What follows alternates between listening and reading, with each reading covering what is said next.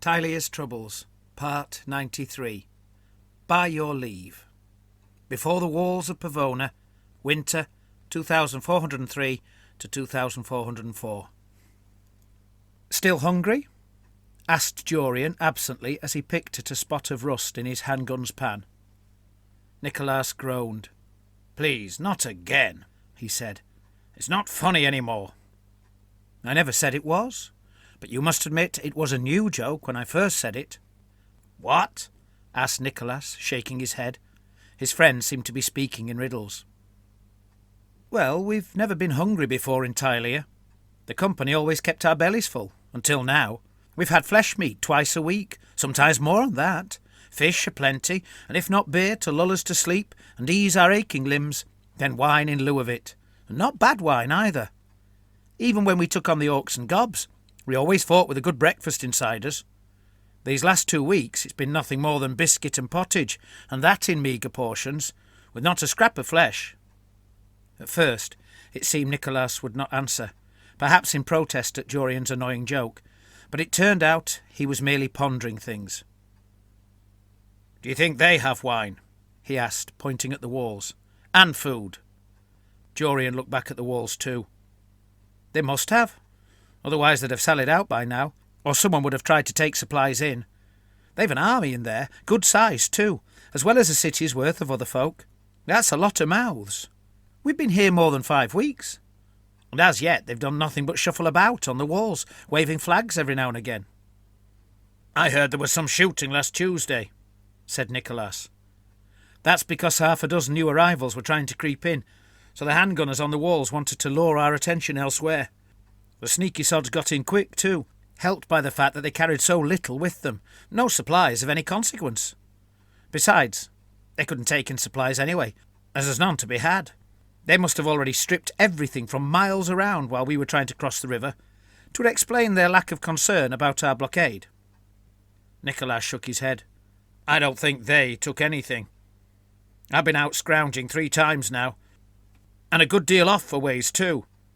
Every place I saw, big or small, looked to have been dead for some considerable time. Ghostly quiet.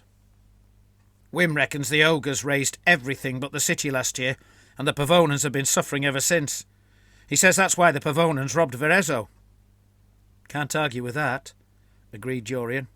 "You only have to look at the walls to see why the ogres didn't even try to assault the city. They're the biggest I've seen in Tilea, and I've seen a few." "Thing is, if their land was plundered so completely," said Nicholas, "that means they've had no harvest, no swine or kine to butcher. They must be living off whatever they took from Verezzo, and that can't last much longer. They even lost some of it trying to cross the river before we got to them." "Just a matter of waiting, then." The two of them fell quiet for a while, staring at the walls, which should happen to be exactly what they were supposed to be doing. Then Jorian piped up again. "Why do you keep getting picked to go scrounging?" "Don't start complaining. I already told you there's nothing to be had out there." Jorian frowned. "It'd get me out of these works for a change of scenery and a stretch of my legs." "The sergeant has nothing against you, Jorian. He picks my file because he knows we did a good job the time before." "And the time before that, and the time before that," said Jorian. "If that's how he chooses, then no one else will ever get to go. I wonder if he'll pick you to go out when he wants a forlorn hope, what with you proving how good your legs work." Nicholas grinned. "No, he'll pick your file, because he knows you're good at standing your ground." "Very funny," said Jorian.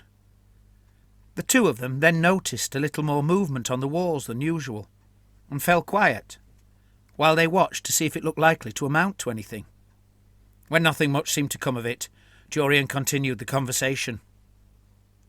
"You know, when you think about it, philosophical and all that, we're here because the Pavonans robbed Verezzo. But if they only did that because the ogres robbed them, then the ogres are the real reason we're here. You know I'm not the biggest fan of Tileans, but it was the ogres who started this mess." "The ogres were always the reason we came north," said Nicholas. "Them and the unmentionables. But we're not here because the Pavonans robbed Verezzo. We're here because the Pavonans then told the world that we were the robbers. General Valckenburgh can't have people slandering him, and the company won't profit if no one trusts it enough to trade with it." Then profit's the real reason, just as it always is, suggested Jorian. It's gold that drags us across the world, though we ourselves only ever see silver, and that rare enough. You know, we should be being paid almost full wages right now. They can't deduct much for meat and drink when it's nothing more than biscuit and peas, and while we tarry here, they aren't giving us shoes in lieu of pay either. Nicholas tuttered. Find a better complaint, Jorian. There's nothing for us to spend any silver on while we're stuck in these works, and we don't have to pay for the view. Jorian snorted at this. I'll grant you, it is nice to look at. As Nicholas smiled at this, they both looked out at the city again. The walls remained strong, which might not have been the case had the VMC's guns been plying iron against them. Instead, for want of orders rather than powder or shot, the guns had remained almost wholly silent. The gunners had been told to fire upon any who tried to leave or enter, and otherwise do nothing but be ready. A stalemate had thus set in, then dragged on. As it was winter, the northerners in the army, mostly Marienburgers and mercenaries from Midland, Reichland and Westerland, could at least be thankful that they were not too hot, as they surely would have been had it been 6 months earlier. Wait a moment, said Jorian, suddenly and loud. What's all this? A little party of men had emerged from one of the sally ports, preceded by an ensign sporting a white flag. Looks like someone wants to talk, said Nicholas. Well, they took their bloody time about it, complained Jorian. As the party drew close to the siege works, it seemed that Duke Guidobaldo Gondi's son, Lord Silvano, had been tasked with the negotiations. The armoured nobleman who approached was far too young to be the Duke, yet was accompanied not just by the white flag of truce, but also the ducal banner, and apart from the Duke, only his heir would be allowed to do so. Lord Silvano had already acquired fame as a brave commander, and for his dedication in the war against the undead, despite his young years. He had proved a dutiful son to both Pavona and Tilea, and to his father, after the loss of his older brother in the war against Prince Gerenzo of Trantio. He was with the Holy Army, serving the Archlector Callictus when they assaulted Viadaza to drive the vampire Lord Adolfo from the city, and by all accounts acquitted himself well in the fight. It was his men, along with the enslaved soldiers of Campagrotta, who had murdered the ogres marching with the Holy Army. But it was generally accepted, as indeed it was by the court-martial held at the time, that he himself was not responsible for their actions, neither ordering, assisting, or by deliberate inaction allowing them to do what they did. After much of his army was ordered south by his father to help in the war against the tyrant Boldegut's double army, he remained with his Charlian riders, true to his vow to assist the Archlector of Moor, Callictus II, in the Holy War. He was at the second Battle of Urbino when the Archlector died, having charged deep into the terrible foe, and later escaping the field with what few of his elven riders survived. He made his way south, and was reunited with his father just in time to join the Riemann and Pavonan allied army that pursued the ogres from Pavona and then prevented their approach on Remus at the bloody Battle of the Diacleta, where he sought the fiercest of the fighting and was badly wounded, leading a charge against a body of Mournfang-mounted brutes. His recovery took several months in Remus, while his father failed to catch the ogres, but as soon as he could ride in armour again, he joined with the Grand Alliance army commanded by Lord Alessio of Portamaggiore and was present at the Battle of the Valley of Death in the necropolis of Naroccia. Only after all this had he returned to Pavona, ordered by his father to do so in case the ogres had circumnavigated the allied army, to return southward and finish what they had begun. When the young lord arrived before General Valckenburgh and his officers, however, he began by saying as his father's sole surviving son he wished only to serve his father loyally and to pass on his words truthfully. This elicited muttering from the VMC officers, but Valckenburgh silenced them with a glance. "You yourself have a reputation to be proud of, honourable and courageous," said the general. "In light of events, I might well have balked at speaking with your father. As it is you, however, I am willing to listen to what you have to say, despite knowing it is your father's words you must deliver. Before you proceed, good sir, know that I will brook not one more Pavonan lie. Have a care to speak only that which you know or wholly believe to be the truth." Lord Silvano showed no sign of displeasure at the implied accusation. Perhaps once a person has faced the living dead in battle upon repeated occasions, the nervousness or bitterness a meeting like this entailed surely paled in comparison. Instead, he simply acknowledged the General's words with a bow. The officers of the VMC glowered at him, their anger palpable, especially that of Lucia La Fanciulla, the bearer of the VMC's blessed Myrmidian standard. She, of all of them, valued honour, discipline, and martial prowess above life itself. She had as yet been unable to bring herself even to speak of the Pavonan Duke's treachery and lies. If Lord Silvano noticed, he gave no sign, and began to deliver his speech. "Good General, by your leave, I would have you know it was my father who originally wrote to Lord Alessio and other Tilean rulers last autumn to propose an alliance against Boldegut's ogres, before Pavona was even attacked. Sadly, but of dire necessity, my father was forced to raze Trantio and several of his own towns in order to deny the ogres the plunder they so desired, after which he then helplessly witnessed almost the entirety of the rest of his realm being ravaged. Knowing that to attack Boldegut's double army with his own weakened force would mean the pointless death of many a brave Pavonan soldier, I confess freely that I myself bear a large portion of the blame, for I had entreated my father to allow me to march away with much of our army, in order to join in the Archlector's war against the vampires. It was all my father could do to defend the city itself, ensuring the ogres recognised the folly of attempting to storm its sturdy defences. My father then joined with the Remans in the war against the ogres, while single-handedly brokering the agreement which saved Remus from being engulfed in a suicidal civil war between the established church and the Disciplinati di Mor, myself being unable to assist at the time. When he marched homeward, he graciously allowed me to join with Lord Alessio's grand army in the war against the vampires, and to command once again the largest part of our army. On his journey home, my father was required, by necessity of war, to travel near unto Verezzo. He did not, however, intend to ride through any part of that realm, due to the old animosity between Lord Lucia and himself, which had been exacerbated by Lord Lucia's insulting slight when he revoked the agreed marriage contracted months before between my noble cousin and Lord Lucia's daughter. Nevertheless, my father cared little for such grudges, what with the dire circumstances of the wars and the much more terrible acts intended by the vampires and ogres. He sought only to return home, and to avoid any trouble arising from the old animosity. General Valckenburgh raised a finger to silence the lord momentarily. "I am aware of the constant internecine rivalries of the Tilean city-states," he said. "If there were not that disagreement, then I do not doubt there would be some other. These are particularities of little interest to me, considering the unforgivable slight your father made against me and those under my command." The young lord simply nodded, apparently unperturbed by the General's words, nor showing disdain either.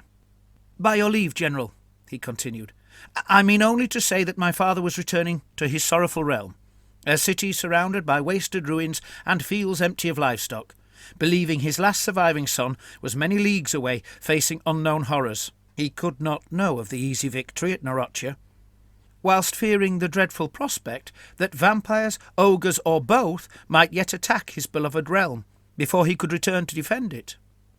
All of which meant that the last of his concerns was the old rivalry with Verezzo, if he thought of it at all.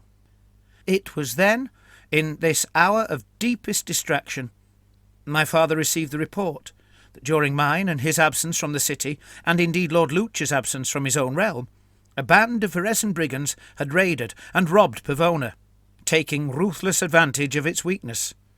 It was not a big raid, indeed only a handful of Pavonans died, but the news of it made my father furious, that Verezans would so cruelly exploit Pavona's misfortune, and at a dangerous time for the whole of Tilea. Being so close to Verezzo, he decided he must exact immediate revenge for the insult.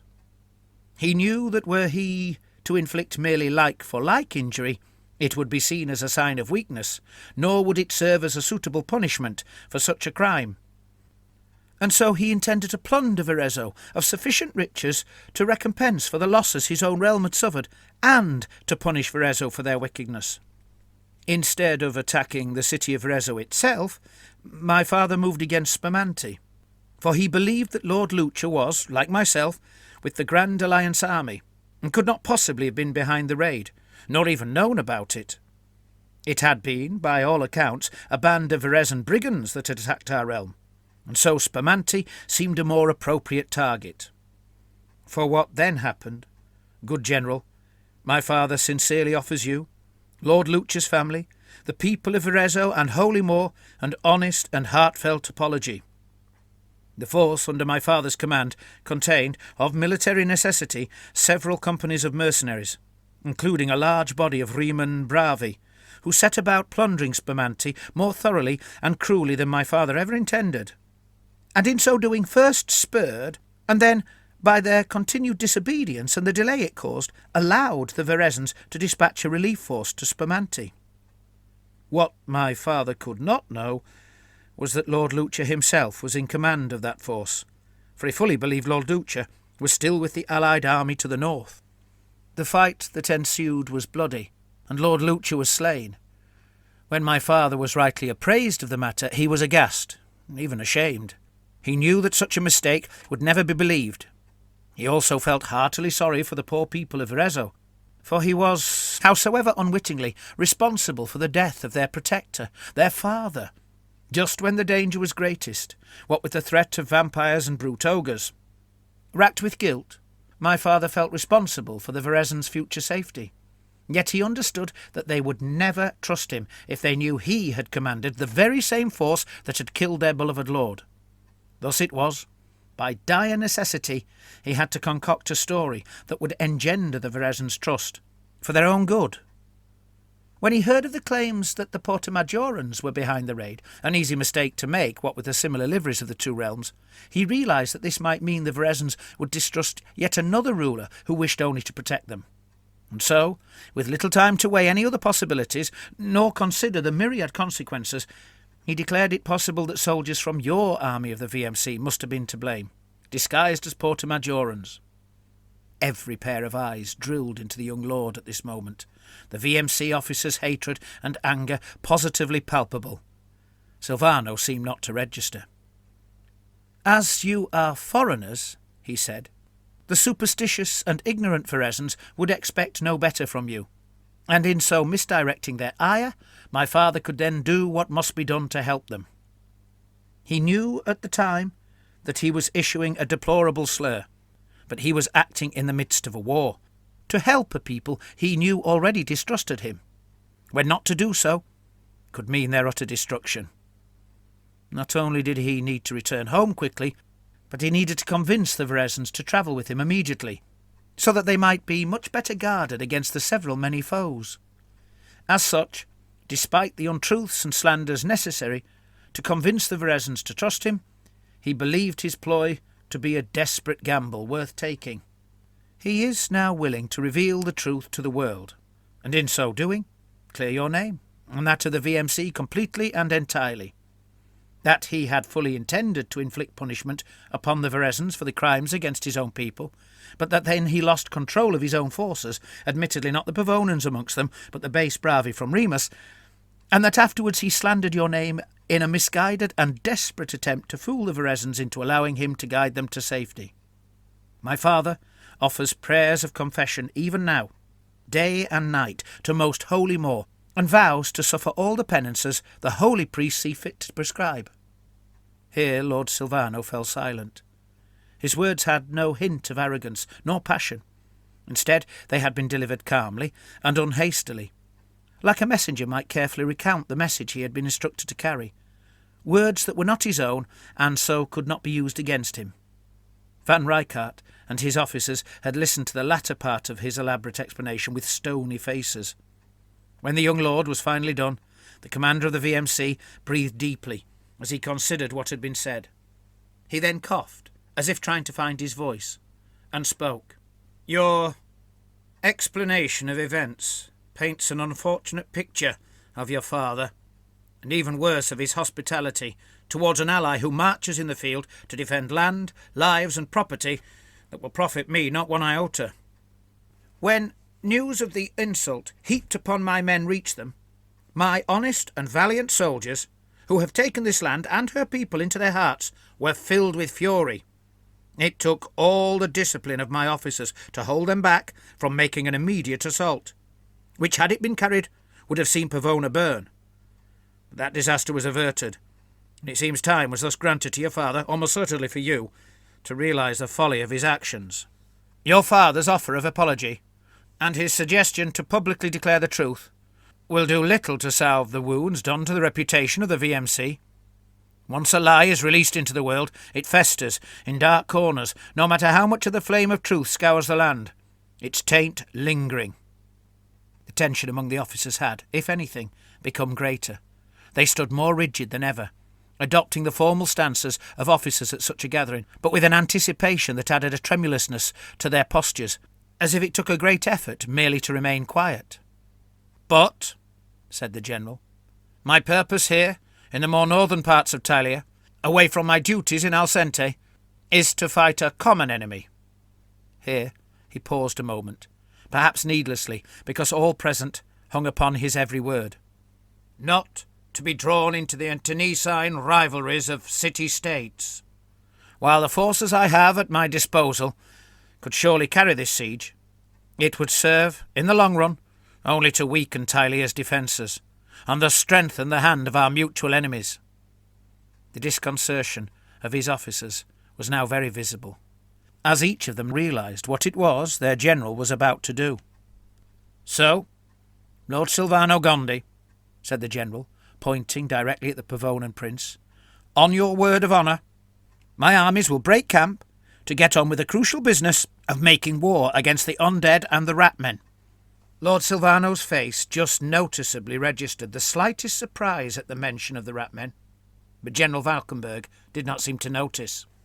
"But rest assured," the general continued, "if your word is broken, so shall be the walls, rulers, and people of Pavona."